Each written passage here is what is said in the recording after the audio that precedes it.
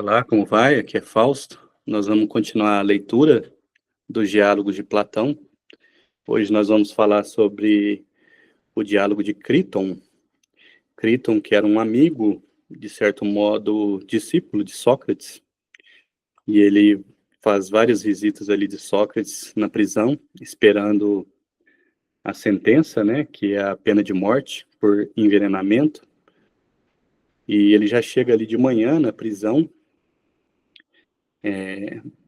E nisso ele vê Sócrates dormindo placidamente, tranquilo, como se não tivesse recebido uma sentença tão grave, né? Que no caso é a pena de morte. E Criton, ele fala para Sócrates, olha, o navio que vem de Delfos está chegando, e isso indica que a sua morte está para chegar. E Sócrates, inclusive, sonha com isso, né? Ou seja, a sentença de morte estava próxima. E nisso, Criton chega a Sócrates e fala, olha, nós precisamos te liberar da prisão, né? Que você possa fugir.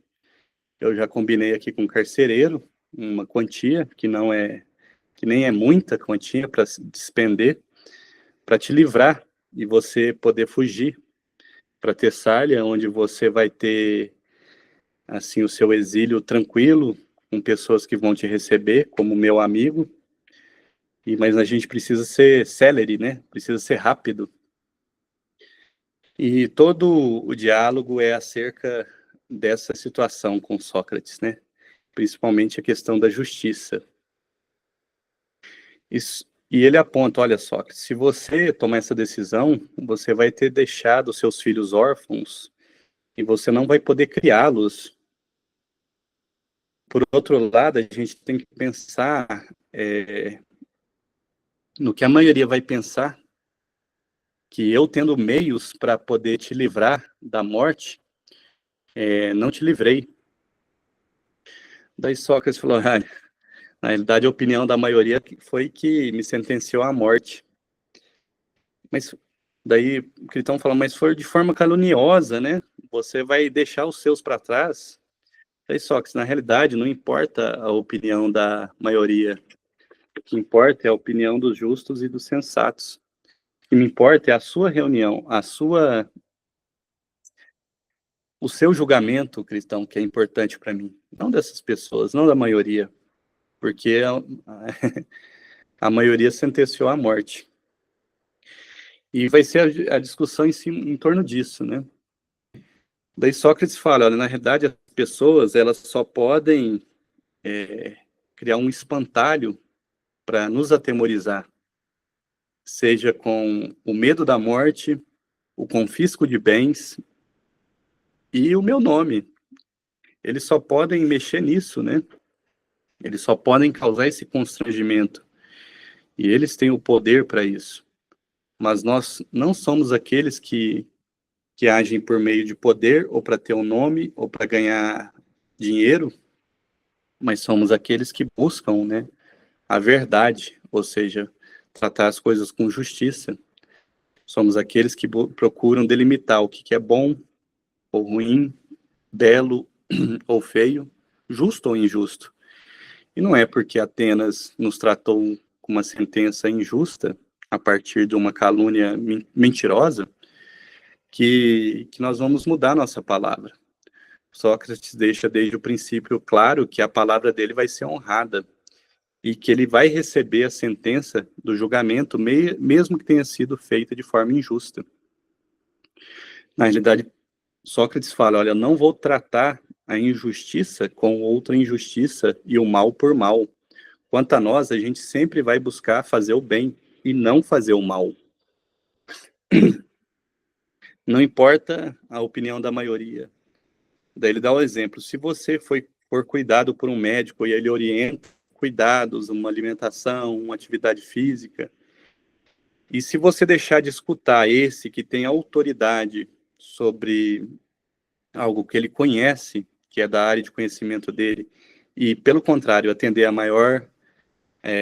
a opinião da maioria que fala que você deve usufruir dos prazeres, ser glutão, comer de tudo, tudo que é bom para comer. Se você seguir essa maioria, o que, que vai acontecer com o seu corpo? Daí que então fala, realmente a tendência do corpo é se corromper.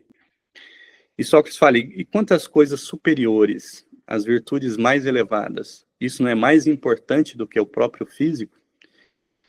O se apresentar diante dos deuses, né, da divindade, isso não é mais importante do que a opinião da maioria? Daí ele fala, com certeza é.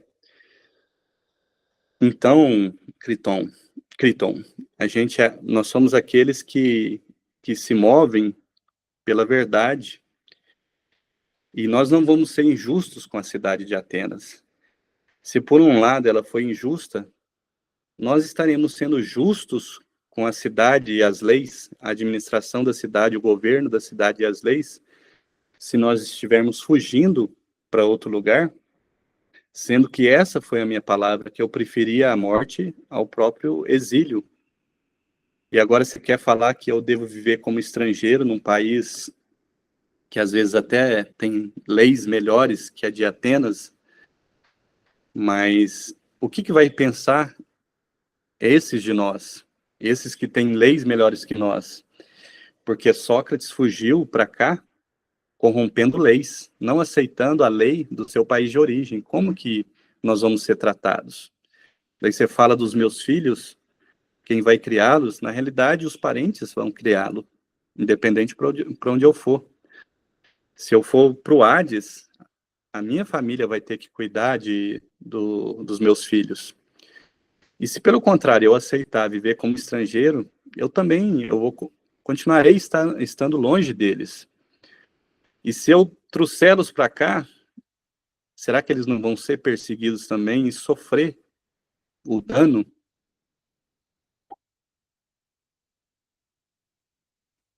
Então, sim, Sócrates fala que sim, que eles vão... Ou seja, isso não é desculpa para agir de forma injusta. Ele fala, na realidade, Atenas deu tudo para mim. Atenas me deu a própria vida. Os meus pais, o casamento dos meus pais, a minha educação, tudo veio de Atenas.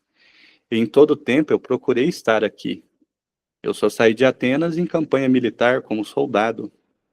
E em uma outra evento religioso, né, que ele teve que sair. Então eu estarei procedendo mal se eu fugir. E eu vou estar sendo injusto e vou estar dando um aval que eu estou corrompendo as leis. E se eu corrompo as leis, eu dou mais um aval de que eu também posso corromper os jovens e aceitar a acusação que eles me fizeram. Alguém que corrompe as leis pode corromper muito bem os jovens, né? Então não importa a opinião da maioria, mas a gente tem que julgar as causas por meio daqueles que podem mudar o senso das pessoas, trazer a sensatez às pessoas por meio da filosofia e da conversa, né? E é isso que nós sempre tivemos conversando. Só agora, na hora da morte, eu vou mudar de opinião por causa do risco de morte? Pelo contrário, né? Muito mais agora eu devo honrar as minhas palavras, porque senão eu serei como criança. Tem um trecho muito bom aqui, eu vou ler.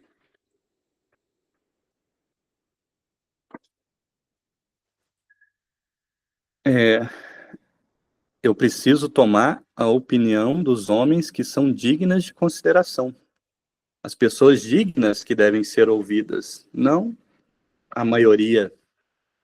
Ele fala logo, meu caro amigo, não devemos de forma alguma preocupar-nos com o que diz a maioria, mas apenas com a opinião dos que têm conhecimento do justo e do injusto e com a própria verdade.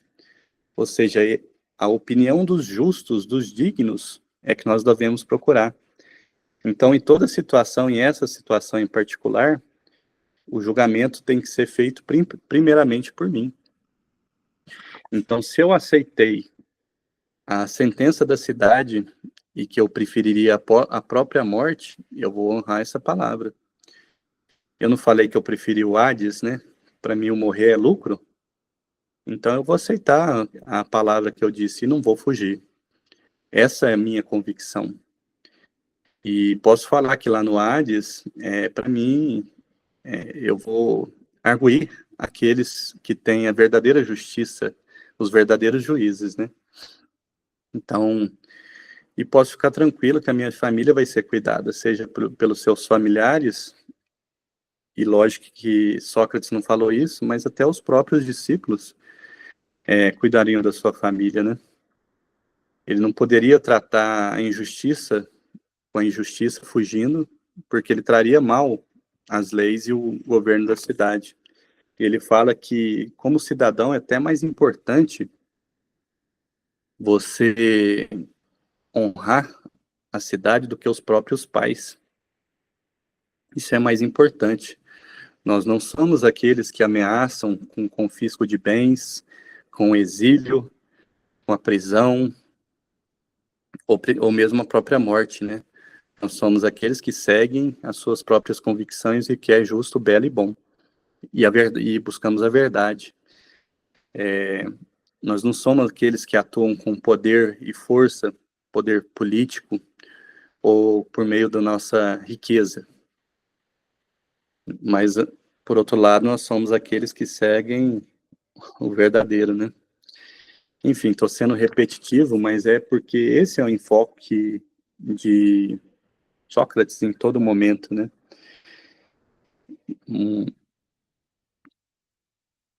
E é isso. Eu acho que a gente pode resumir por aqui.